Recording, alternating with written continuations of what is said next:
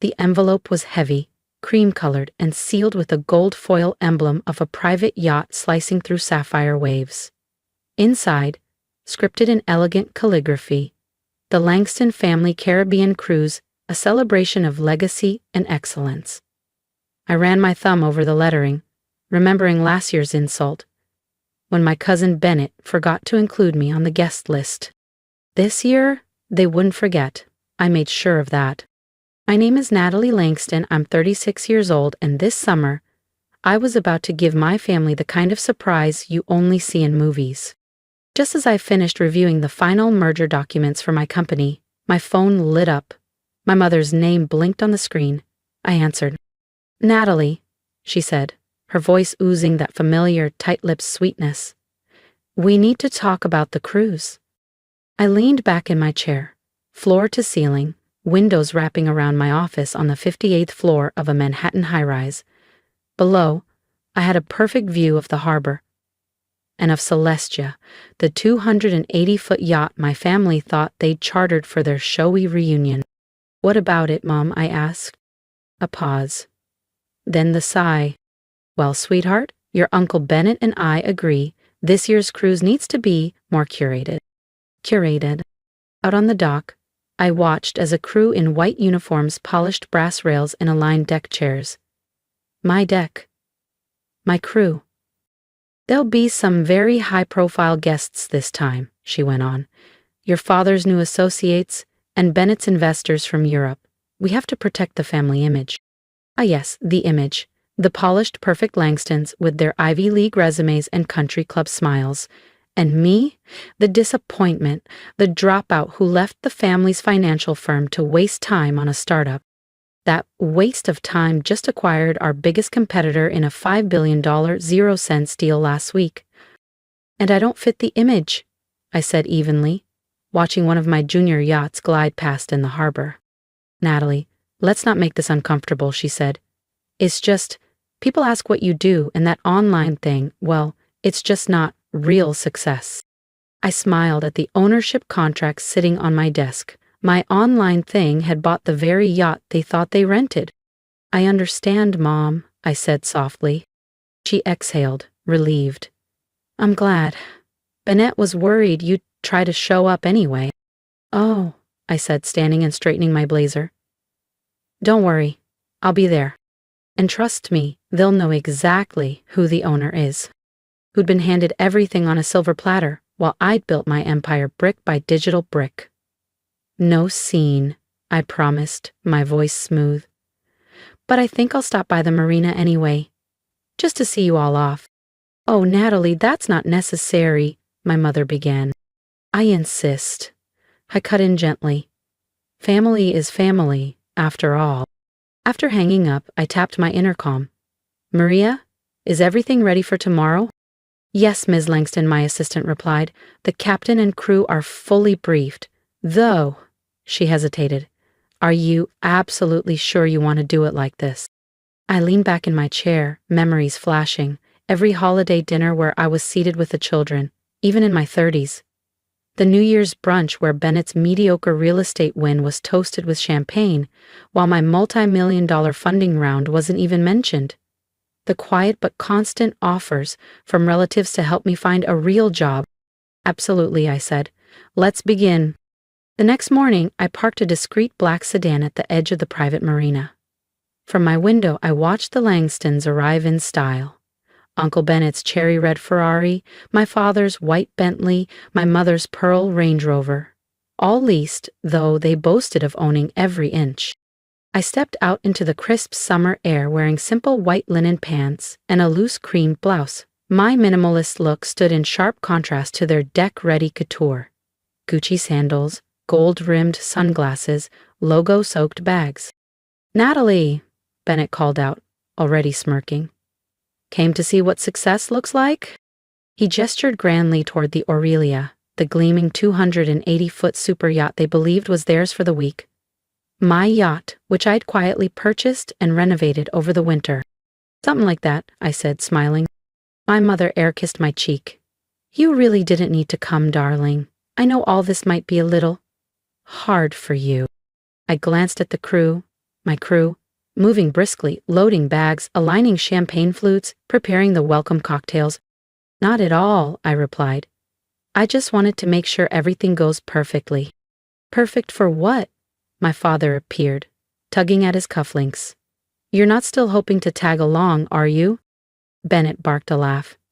This cruise is for real success stories, no charity cases allowed. His group of colleagues, all fresh-faced executives from the family firm, chuckled awkwardly, eyes flicking between us. I recognized several from the Forbes 30 Under 30 issue, most of whom owed their placement to the Langston name. Now, my mother said sweetly, placing a hand on Bennett's arm. I'm sure Natalie understands. This cruise is business. There are standards to uphold. More guests arrived. VCs, hedge fund managers, legacy investors, and socialites. I recognized most of them from past negotiations, press releases, and startup conferences. What none of them recognized yet was whose name was on the deed of the yacht they were about to board. And that was about to change. Board meetings, investor summits, high-level briefings. Many of them had seen me before and never realized it, because I preferred it that way. Low profile, high control.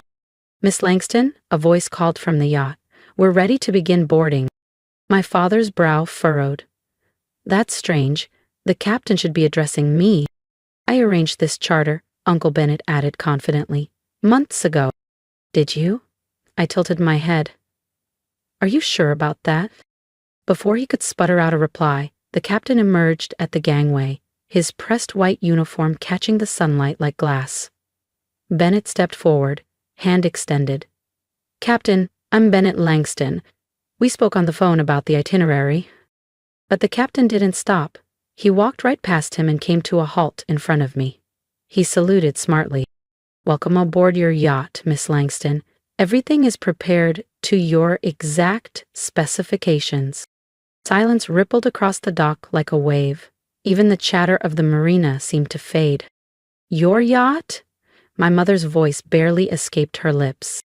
I smiled and casually pulled up a photo on my phone. Me, 6 months ago, signing the ownership documents for the Aurelia.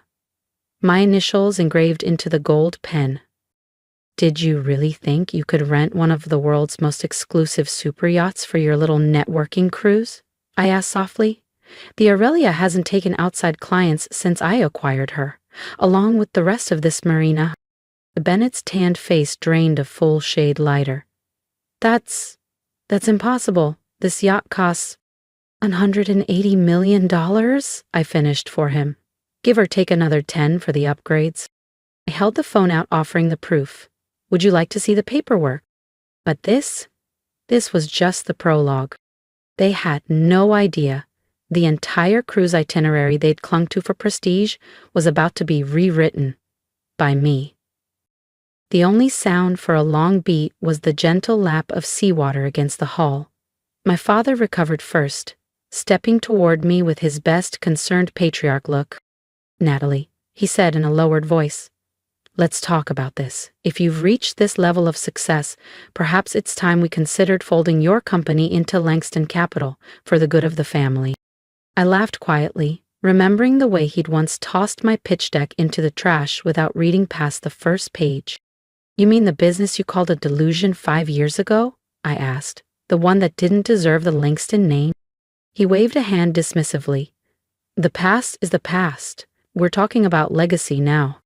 I turned to face him fully, voice calm but unshakable. Exactly, I said, and I'm here to redefine it. If you think this shocked them, wait until you see what happened once we set sail. Subscribe to the channel so you don't miss the moment everything changed. Let's talk about legacy, I said, turning to face the circle of guests gathered on the dock. Some were whispering behind their sunglasses. Others stared in open shock.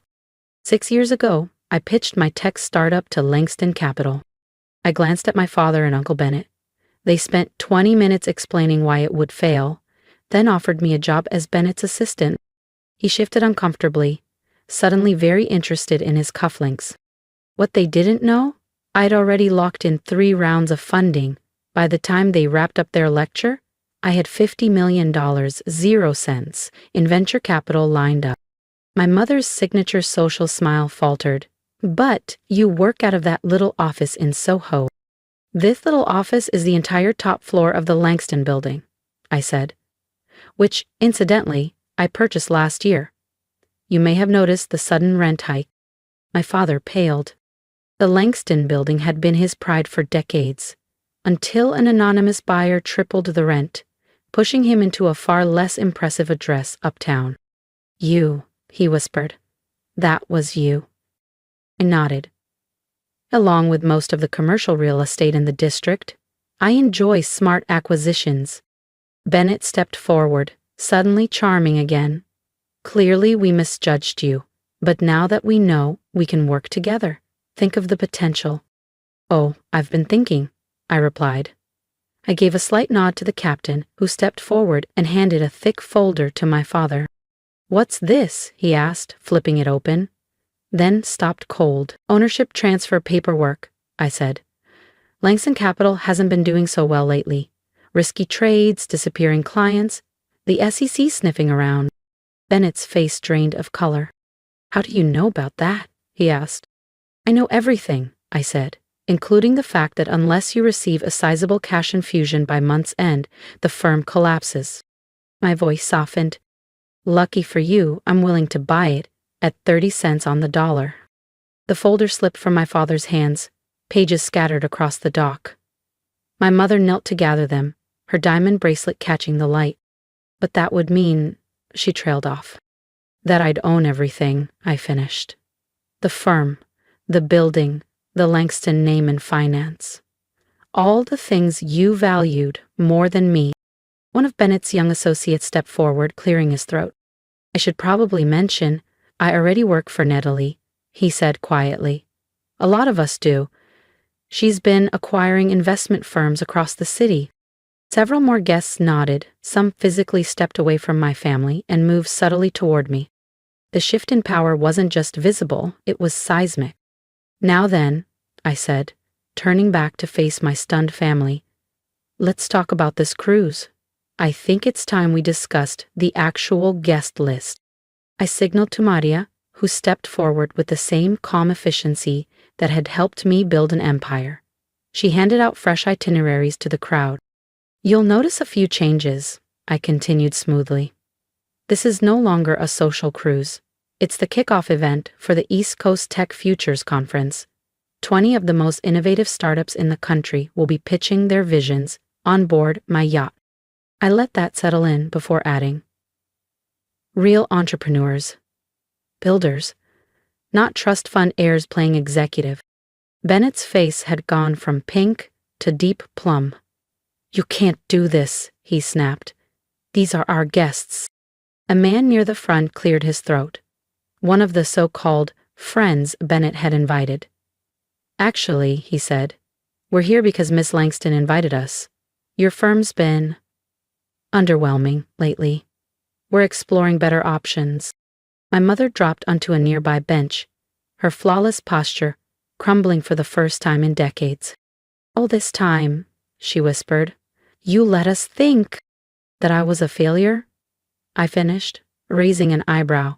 Yes, I did. I wanted to see how far you'd go, how much you'd enjoy dismissing me. Think of it as a social experiment. My father's voice cracked. An experiment? I nodded. And one you failed spectacularly. I turned to the captain. Please begin boarding the actual guests. The dock crew moved into motion. My family stayed rooted. The Langstons, I added, will be taking the tender back to shore. Bennett blinked. The tender? A small boat, I said, keeping my tone light.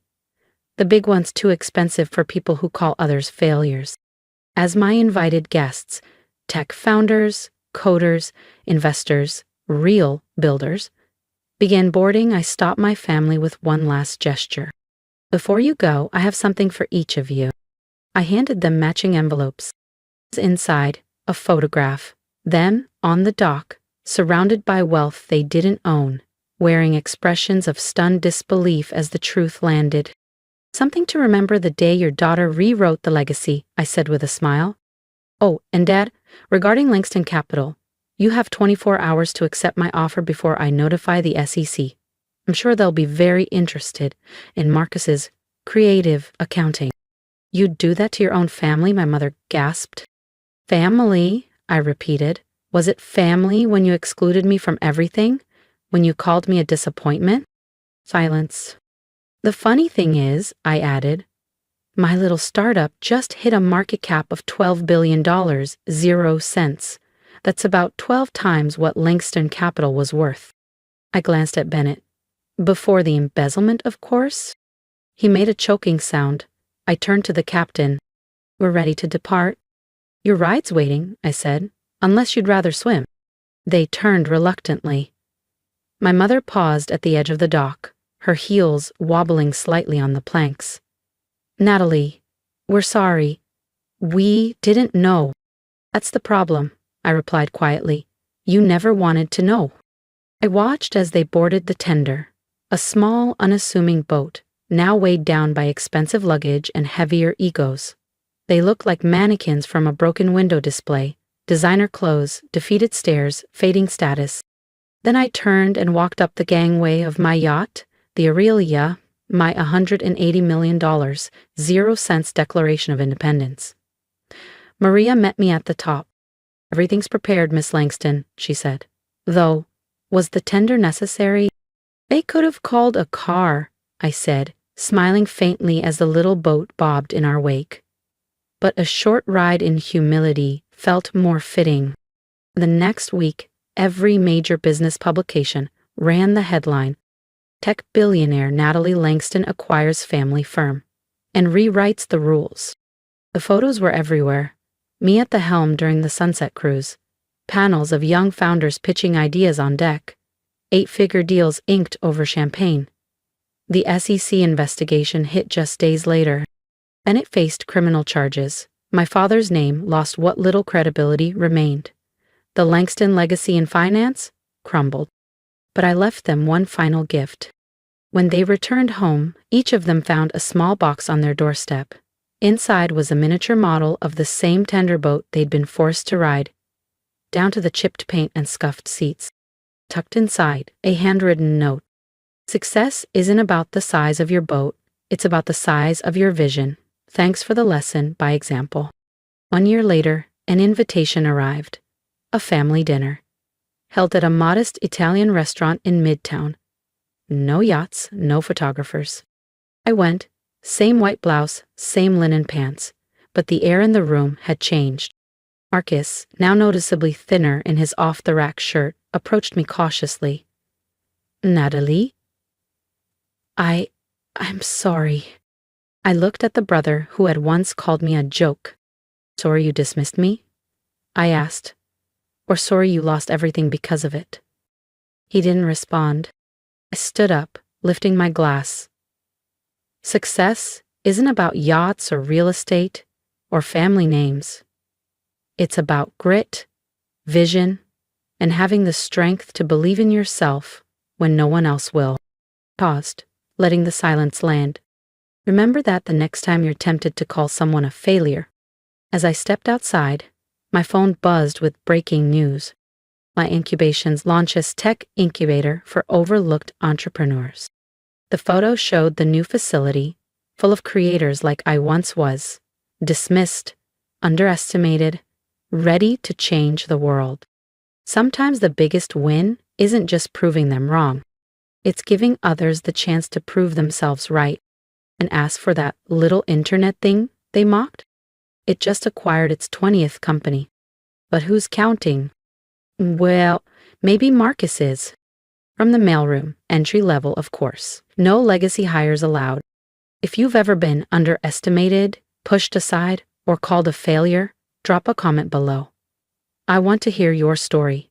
And if you believe in quiet strength, long games, and making your own legacy, support mine.